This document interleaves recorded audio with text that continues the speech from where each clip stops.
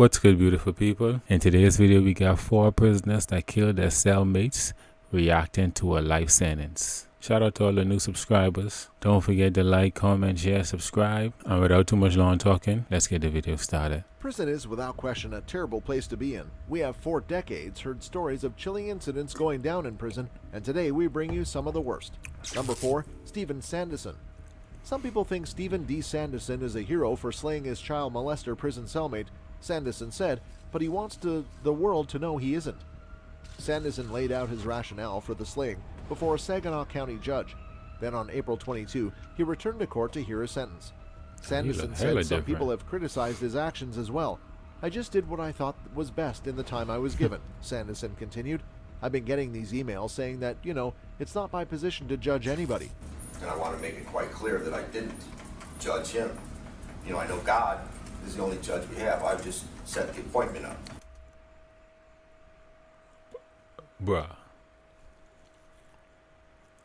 He just set the appointment up. So, bruh, that's a cool line right there. I've been getting these emails saying that, it's not my position to judge anybody. I want to make it quite clear that I didn't judge him. I know God is the only judge we have. I just set the appointment up.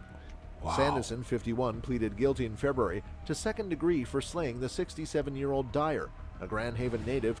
67? God damn, bro. That's an elderly man, bro. But if he was what he was, then anyway. Who was serving a 25-year minimum sentence for first-degree criminal physical conduct against someone under the age of 13. Oh, Sanderson boy. already is serving life without parole for slaying his girlfriend in 1991 in Wayne County. In a confession to police the next day, Sanderson said he confronted Dyer about his conviction and that he began assaulting Dyer after Dyer would not stop trying to deny it or justify it. After knocking Dyer unconscious, Sanderson used Dyer's shoelaces to strangle him. Sanderson told police. That night he was trying to justify why he did it, and I just told him to be quiet, and he would have to leave in the morning to find a new cell. He was my bunkie, and he was in prison for child molestation, a really bad case. Continued to talk about it and try to justify it, so he was a little bit bigger than me, so I got down and I hit him in his face a few times, and when he fell, I wrapped a cord around his neck and I took his life. But you did in fact kill him? Oh, sure. And you intended to kill him? Oh, sure, yes. 3. Bruh. You intended to... Oh, sure. His demeanor is so calm. Bruh. He have killed before. He been setting up dates with God for a while, apparently. What the f... The reason I killed him was because he was a child molester. Borchardt, without further comment, sentenced Sanderson to the maximum penalty of life in prison with the possibility of parole. Well, at least I won't get possibility of parole, I guess. Damn, son. Number 3, Deshaun Madden. An Alger County inmate found guilty for slaying his cellmate has been sentenced to prison.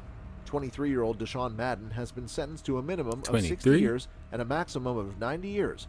60 years. God damn. And you only 23? After he was found guilty of second degree. That sentence is to be served consecutively with his current term of a minimum of 16 years and a maximum of 30 years for attack with intent to commit slaying, robbery, and carjacking. What the f... So he's sitting on a 16 to 30 plus an additional 30 plus an additional 60? Hold on. He's sitting on 16 to 30 plus an additional 60 to 90. Boy, the bar's gonna be your only friend. Madden was found guilty by a 12-person jury after a 5-day trial in April. The jurors deliberated for 2 hours before reaching their verdict. Officials found Madden's cellmate, Rodriguez Montez Burks, lifeless wrapped in blankets in his cell at the Alger Correctional Facility. According to the autopsy report, Burks passed away from a closed head injury. The prosecution argued that the approach that if both inmates were begging to move, the jail staff would have separated the two cellmates. She said that prison staff does not intentionally make the lives of prisoners worse. And I asked him, I said, what'd you do? He said, I told you guys to move me.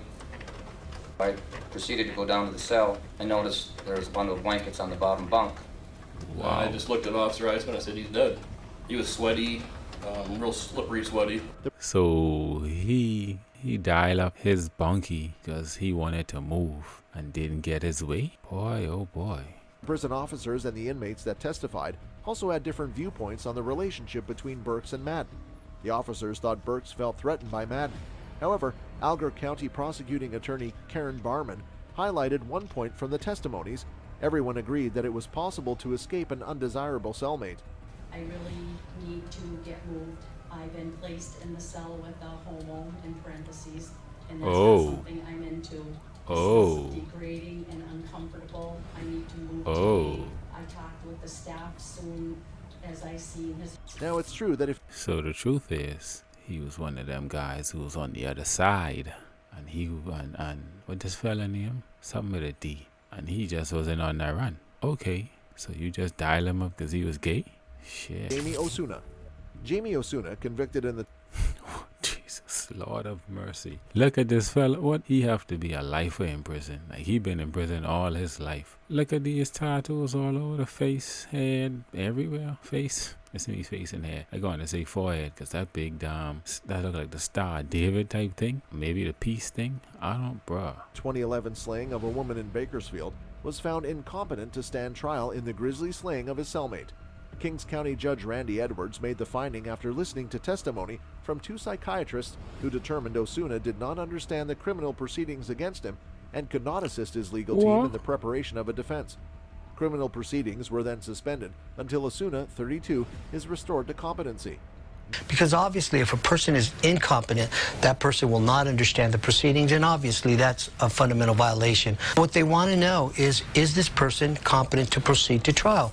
So they trying to say he mentally unstable. Like, he been mentally unstable. That's what they trying to say? Jamie Osuna, 31, is accused of using a makeshift knife to decapitate and dissect Romero, removing an eye, a finger, and a portion of the man's lung. Oh, hell no. No, no, no, no, no. No, no, no, no, no. Eye, finger, and lung. No, no, no.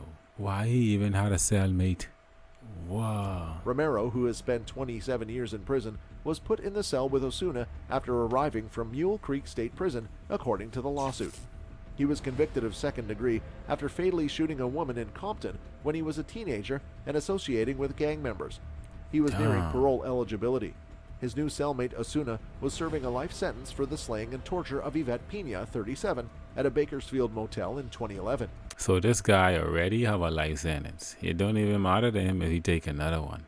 With face tattoos and flair for Charles Manson-like satanic antics, he became a dark figure during the 2017 trial, mocking the victim's family and bragging to a television news reporter of his love of torturing people. See, these type of people just need to go under the jail. Like, bro, he need to go in a box, Steve in a box somewhere. Like, bro, you just enjoy torturing people because it's cool? What the Sometime in the early hours of March 9, 2019, Osuna methodically tortured and slayed Romero. Using a razor-style blade attached to a handle, Osuna ultimately cut Romero's head. He also posed the body, slicing Romero's face open on either side of his mouth to resemble an extended smile.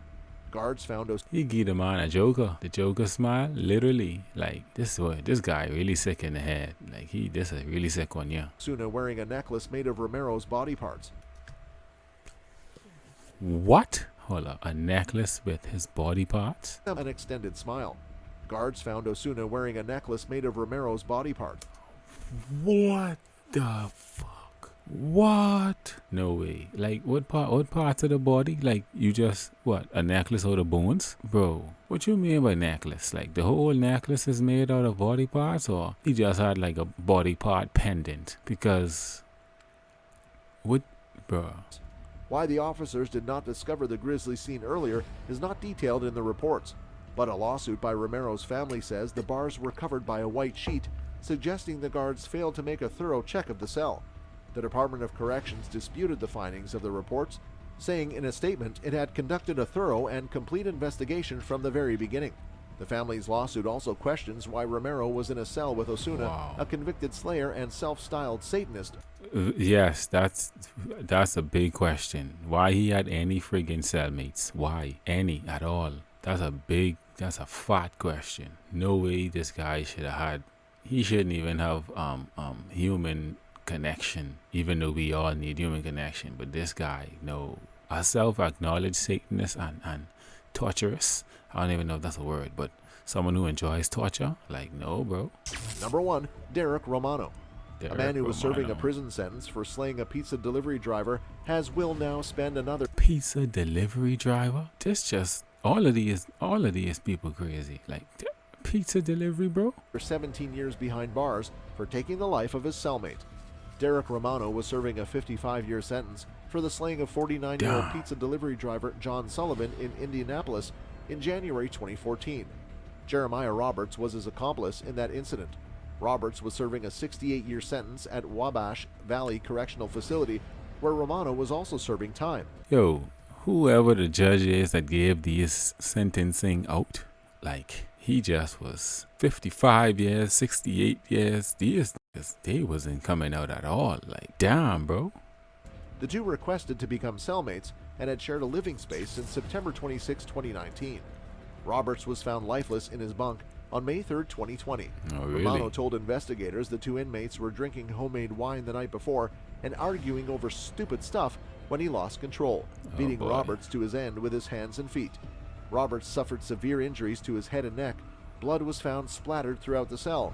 So you beat your brethren, like you beat your boy to death. This is crazy, bro. Man, Derek, what's really going? I mean, I guess you was probably intoxicated. And if you in jail, there ain't nothing else to do. Bro, there's no logic behind. This is wild as hell. Romano had blood and bruising on his feet.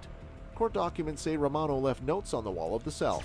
One read, "Time of death 10:30 p.m." and another said, "Pray for the man who died here, for he lived and died a better man than me." Romano pleaded guilty to voluntary manslaughter in Robert's slaying in exchange for dismissing a slaying charge. That's all for this video, folks. See you another time. Wow. Okay. Well then, that were some clips of 4 prisoners that executed their cellmates and their reaction, I guess, to a life sentence. Damn. But anyway, don't forget to like, comment, share, subscribe. Thanks for all the subs. Thanks for all the comments. See you in the next one.